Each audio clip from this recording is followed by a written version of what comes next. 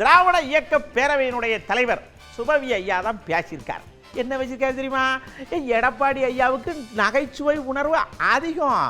ஆமாம், அதனால அவர் எப்படி இந்த நகைச்சுவை வந்திருக்குன்னு யோசிச்சு பார்த்தா, சேக்கிழார் எழுதின கம்பராமாயணம் இருக்கு இல்லையா, அந்த கம்பராமாயணத்தை படித்ததுனால அவருக்கு நகைச்சுவை உணர்வு அதிகம் வந்திருக்கு. பொறுப்பாக பேசணும், பார்த்துக்கிடுங்க அப்படின்னு லேசாக பேசியிருக்காங்க. அவருக்கு எப்போதும் நகைச்சுவை உணர்வு உண்டு. சேக்கிழார் எழுதிய கம்பராமாயணத்தை எல்லாம் அவர் படித்தவர். எனவே அவருடைய நகைச்சுவையை நாம் பெரிதாக பொருட்படுத்த வேண்டியது. ஒரு முதலமைச்சர் வெளிநாட்டுக்கு போனால் 24 மணி நேரமும் இந்த பக்கம் அந்த பக்கம் திரும்பாமல் முதலீடுகளை மட்டும் ஈர்ப்பதாக இருக்க முடியாது. இயல்பான அவர் மிதிவண்டி ஓட்டிக் கொண்டிருக்கிற படம் வெளியாகி இருக்கிறது.